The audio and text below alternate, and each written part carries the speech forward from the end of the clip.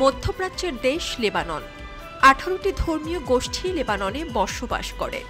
দেশটিতে মুসলমানের সংখ্যা 60%-এর কিছু বেশি। বিভিন্ন ধর্মীয় সমঝোতা আর পারস্পরিক সম্প্রীতি দেশটিতে বেশ জোরদার। রমজানের রোজা এলে মধ্যপ্রাচ্য জুড়ে অনেক দেশে প্রতিদিন ইফতার ও সেহরিতে কামান দাগানো হয়ে থাকে। লেবাননেও এই সংস্কৃতি রয়েছে।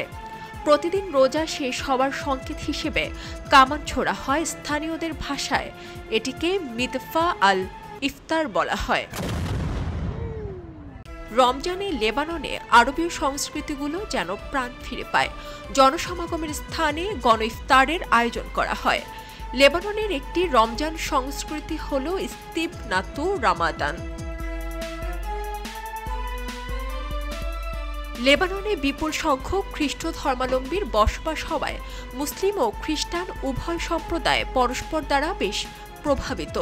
ফলে বহু খ্রিস্টানকে রোজা রাখতে ও ইফতারে অংশ নিতে দেখা যায়, যা একটি সামাজিক আচারে পরিণত হয়েছে।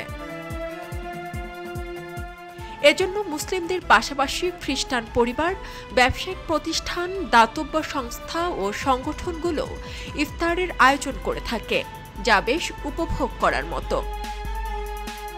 লেবাননের ইফতার আয়োজনে থাকে মুখরোচক সব খাবার। মূল খাবারের সঙ্গে স্যুপ, সালাদ ও মিষ্টান্নকে অপরিহার্য মনে করে লেবানিজরা। ইফতারে লেবাননের জনপ্রিয় খাবারগুলোর মধ্যে আছে মসুর ডালের স্যুপ, আরবীয় মিষ্টান্ন বাকলাভা, ফাতুশ সালাদ।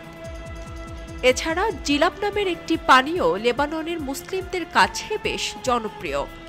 জিলাপ তৈরি হয় আঙুর, চিনি ও গোলাপ জল দিয়ে।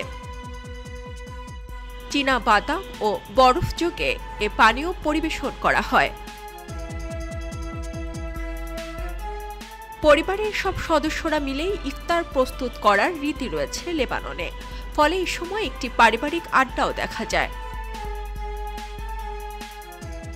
এছাড়া থাকে গরম রুটি, সবজি, বিভিন্ন ধরনের ফল, মশলা সহ বিভিন্ন ধরনের পানীয়।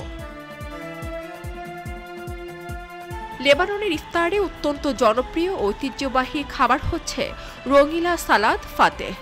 রুটি, রঙিন সব সবজি, বাদাম আর কাবুলি ছোলা দিয়ে তৈরি হয় এই খাবার, যা খুবই স্বাস্থ্যসম্মত।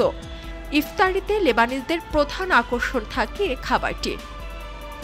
সারা জেরিন, খবরের কাগজ।